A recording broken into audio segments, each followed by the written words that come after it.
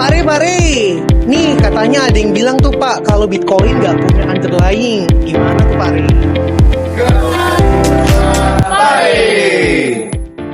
Yo guys, balik lagi. Hari ini kita akan bedah fundamental Bitcoin. Jadi akhir-akhir ini saya ketemu banyak sekali konglo dan old money, orang-orang kaya ya. Ketika mereka mau masuk ke Bitcoin itu, mereka selalu tanya underlying Bitcoin ini apa, sehingga akhirnya mereka ini ragu untuk berinvestasi di Bitcoin. Nah, hari ini kita akan bahas bahwa sebenarnya Bitcoin itu punya underlying dan punya biaya produksi. Jadi Bitcoin ini tidak diterbitkan dari angin guys. Nah, berapa sih biaya produksi Bitcoin ini? Yuk kita bahas. Jadi untuk menentukan beberapa fundamental Bitcoin, ada beberapa hal yang akan kita bahas pada hari ini, yaitu pertama dari sisi cost of production. Yang kedua nanti kita akan bahas dari sisi kekuatan jaringan Bitcoin. Dan yang ketiga nanti kita akan bahas yaitu mengenai floor price dari Bitcoin. Oke, jadi yang teman-teman harus tahu bahwa Bitcoin ini untuk diterbitkan, dia membutuhkan proses yang namanya mining atau menambang. Anggapannya dengan bahasa gampangnya, kalian bayangkan kalau ada perusahaan yang mau dapat emas, dia harus bikin penambangan untuk mendapatkan emas tersebut. Nah, di Bitcoin case-nya juga sama guys. Jadi miner ini harus menambang untuk mendapatkan Bitcoin, dan ini tidak gratis. Dan untuk melakukan aktivitas mining ini, para miner membutuhkan alat, listrik, sewa, staff, dan lain sebagainya. Jadi ada investasi yang dikeluarkan untuk memproduksi satu Bitcoin. Untuk gambaran kalian bisa lihat ya, ini contoh footage miner yang terbesar di dunia.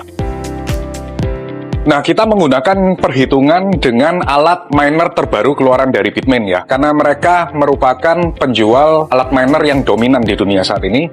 Jadi kita bahas menggunakan Bitmain Antminer S21 XP Plus Hydro. Ini merupakan alat mining Bitcoin yang paling baru dengan teknologi tercanggih saat ini. Dan harga alat miner ini kurang lebih 15.000 US dollar atau kalau dirupiahkan setara 250 juta. Nah, dengan harga 250 juta ini, para miner mendapatkan berapa Bitcoin sih? Jadi dalam satu hari proses mining, kalau alat ini nyala 24 jam, maka mereka mendapatkan 0,00027 sampai 0,00028 BTC, atau sehari kurang lebih mereka dapat sekitar 24 dolar dengan harga Bitcoin per hari ini ya. Nah, kemudian kita akan menggunakan perhitungan listrik dari Wyoming atau Texas area, karena saat ini 35% hash rate atau kekuatan mining Bitcoin itu terletak di Amerika sono. Nah, jadi kita ngitung rumus pendapatan miner ini dengan harga listrik yang ada di Amerika.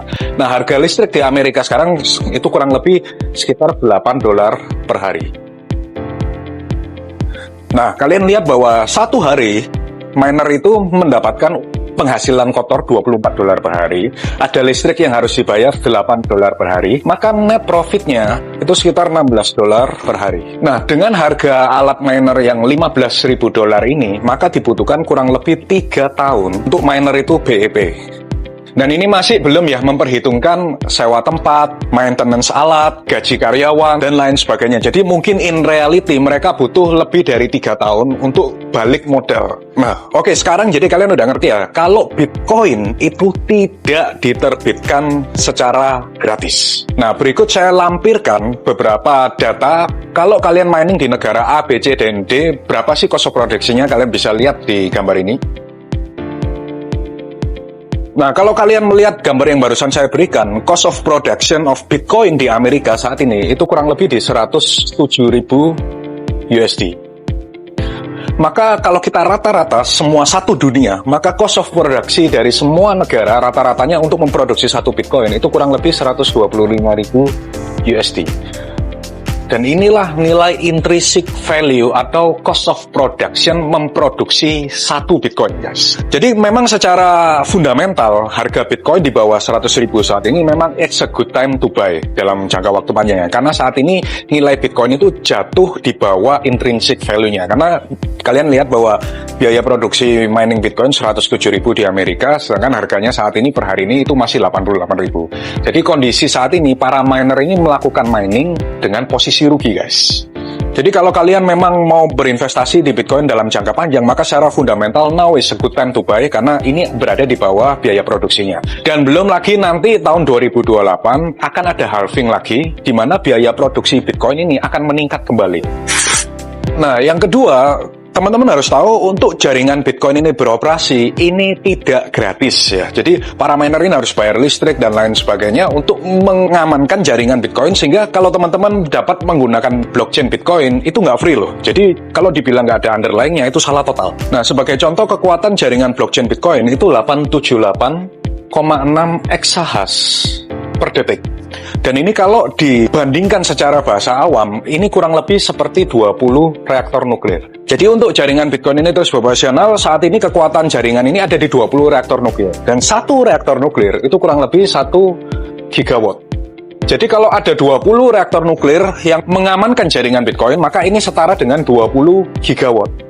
Artinya apa? Ini sangat besar sekali. Sebagai contoh ya, satu rumah tangga itu cuma membutuhkan 1000 sampai 2000 watt per bulan. Sedangkan 1 gigawatt ini setara 1 miliar watt. Ya, dengan hash power yang sebesar ini setara 20 reaktor nuklir, maka jaringan Bitcoin ini sekarang memiliki kekuatan setara 20 miliar watt. Jadi kalian bisa bayangkan betapa besarnya listrik yang dibutuhkan untuk mengoperasikan jaringan Bitcoin. Dan ini tidak gratis ya, jadi Bitcoin punya underlying. Oke, yang ketiga kita lanjut, kita akan bahas floor price Bitcoin yang ada dalam midterm ini atau dalam jangka menengah ini. Jadi kalau kita melihat data on-chain ya, kurang lebih pengguna Bitcoin di seluruh dunia ini saat ini 106 juta, dan ini belum dihitung pengguna-pengguna yang menggunakan centralized exchange seperti Thrift. Contohnya, kalau ada orang yang membeli Bitcoin sebesar 1 juta rupiah di dalam platform Thrift, maka ini tidak terdeteksi di on-chain karena belinya di dalam platform Thrift. Dengan asumsi ini, maka saya beranggapanlah pesimis, maka pengguna Bitcoin di seluruh dunia itu kita ambil angka 110 juta. Nah, dari 110 juta pengguna Bitcoin ini, kalau kita melihat data on-chain, dalam 5-6 bulan ke belakang, maka average rata-rata pembelian para Bitcoin holder ini di angka 86.000. Jadi saat ini rata-rata secara midterm ya, pengguna Bitcoin ini entry price-nya kurang lebih di 86.000 USD. Dan kalau kita juga melihat contohnya yang lain, yaitu Sailor yang pegang 500.000 Bitcoin sekian, average harga Bitcoin dari Michael Saylor itu kurang lebih di angka 66.000. Dan ini masih ada ETF Bitcoin yang harus dihitung, tapi saya nggak akan menghitung semua issuer. Kita ambil yang paling terbesar aja, yaitu BlackRock. BlackRock itu punya 573.000 Bitcoin dengan average price-nya mereka itu 70 sampai 75.000 USD.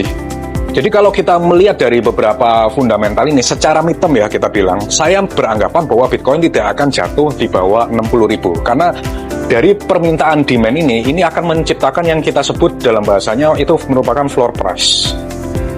Jadi makanya kemarin ketika ada koreksi kan ada yang bercerita, oh Bitcoin akan ke 50.000 dan lain sebagainya. Dan teman-teman kalau lihat tweet saya ataupun di sosmed Instagram saya post bahwa the bottom is 76 sampai 78.000 dan ternyata benar kan.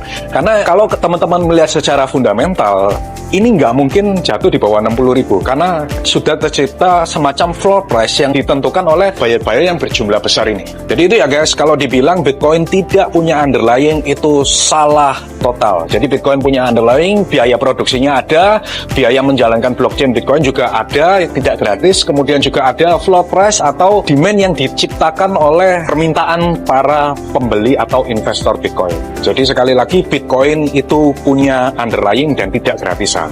Jadi itu guys, kelas kita hari ini bungkus.